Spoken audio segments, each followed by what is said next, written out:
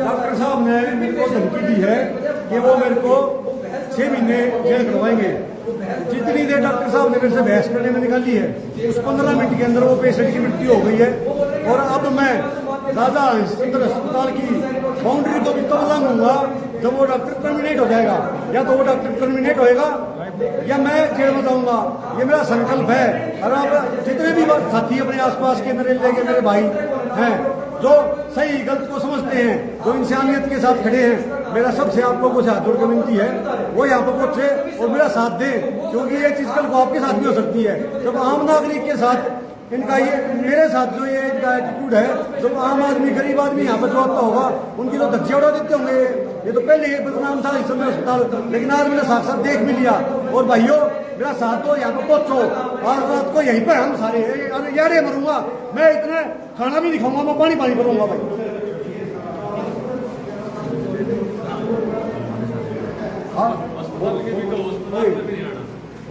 ये हमने एप्लीकेशन लिखी है।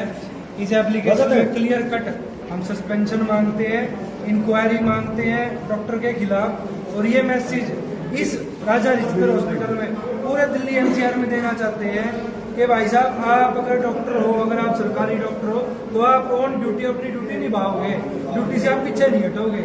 ये व्यवहार जब एक मैं कह रहा हूँ जागरूक नागरिक के साथ ये लोग कर सकते हैं तो एक गरीब शोषित वर्ग के साथ तो ये ढंग से बात तो क्या, ये उनकी मुंह जबानी अगर कुछ बात भी बोलते होंगे तो इग्नोर मार के चले जाते होंगे। ये दावा मैं कर सकता हूँ। मेरे को क्या चैलेंज करा है, अपने एमएलए एमपी बुला ले। मेरी सिर्फ ये भगवी सड़क से उसने इतने अंदाजा लगा लिए उस डॉक्टर के दिमागी हालात क्या है उसको आप समझो। सीधा सीधा देखो जी, सड़क पे एक पड़े हुए पेशेंट को लेके आना, गवर्नमेंट एक तरफ कहती है आप लेके आओ, आपसे सवाल नहीं किया जाएगा। दूसरी तरफ हो ये रहा है कि जो अटेंडेंट उसको लेकर के आ रहा है उसके साथ बदतमीजी हो रही है।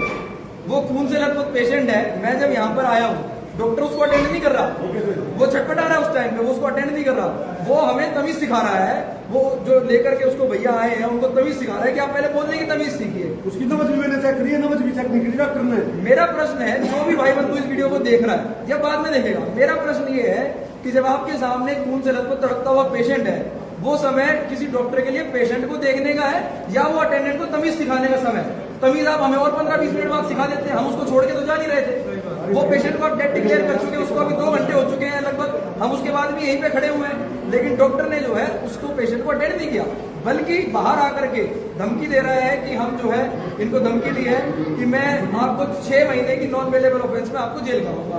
तो ये एक बड़ा प्रश्न बनता है। और जो उनको दिख रहा है कि भैया जो आदमी ठीक ठाक आदमी यहाँ पर किसी पेशेंट को लेकर के आया है, वो किसी की मदद कर रहा है, उसने बता दिया मैं तो जानता नहीं हूँ। आदमी जब दूंगा जब वो टर्मिनेट हो जाएगा, इतने हाथ भी नहीं दूंगा। नहीं तो अगर वो ऐसे आदमी के साथ एक जागरूक नागरिक के साथ ऐसा व्यवहार कर रहे हैं, मेरा प्रश्न है सरकारी अस्पताल में किस वर्ग के लोग भी यहाँ पे आते हैं, किस प्रकार के पीड़ित लोग आते हैं, इमरजेंसी में खासतौर पे कैसे पीड़ित लोग आते हैं, ये डॉक्टर उसको क्या अटेंड करते होंगे, ये प्रश्न बनता है। और ये प्रश्न सब भाइयों को भी सोचना चाहिए और इस मुहिम को भी समर्थन देना चाहिए कि डॉक्टरों को इस चीज की जो है ये अकल आए कि ऐसे इमरजेंसी के केस में जो है डॉक्टर पेशेंट को अटेंड करे, दूसरे को तमीज ना सिखाए। और जितने भी भाई बंधु साथी इस वीडियो को देख रहे हैं उनसे अपील है कि यहाँ पे आकर के अपना समर्थन व्यक्त करें, क्योंकि जो प्रशासन है वो तो चाहता है कि कार्रवाई उल्टा अटेंडेंस के खिलाफ भी हो। तो सबसे मेरा निवेदन है हाथ जोड़ के आप आए और अपना समर्थन व्यक्त करें। और प्रशासन से मेरी ये मांग है कि तुरंत जो है सख्त से सख्त कार्रवाई पेशेंट के खिलाफ होनी चाहिए, डिटेल्ड इंक्वायरी होनी चाहिए और इंक्वायरी में जो है कॉन्फिडेंस में रखना चाहिए।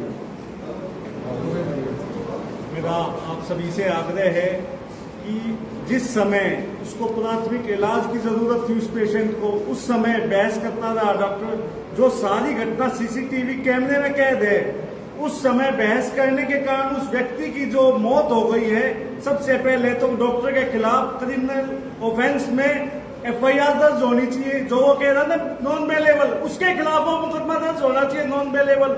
और जहां कहीं हमारा कोई रिश्तेदार, कोई भाई, कोई वो तो था नहीं, वो एक सड़क पे व्यक्ति पड़ा हुआ था, उससे रिश्ता था तो इंसानियत का एक रिश्ता था।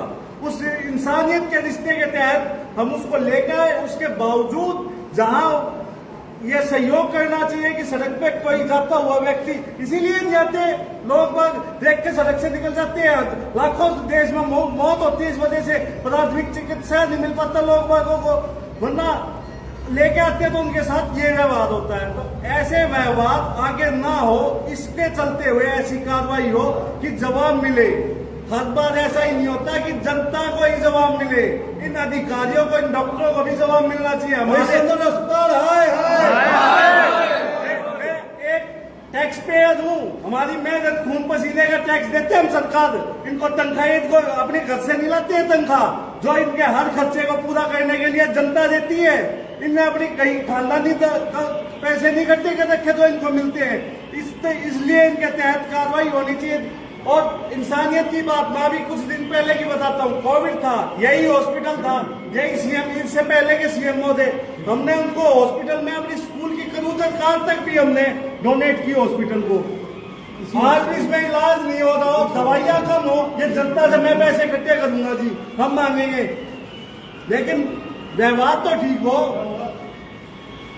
मैं आप सभी भाइयों से और जागरूक क्षेत्र के नागरिकों से विनम्र निवेदन करता हूं कि इस मुहिम को रुकने ना दें और ऐसे व्यक्ति को जरूर सबक सिखाएं। आज ये भाई था एक सड़क पे जो मौत हो गई, कल आपका और मेरा भी कोई रिश्तेदार या हम भी होंगे, ऐसा नंबर पुनः ना लगे, इस पे अभी गतिरोध लगाना होगा।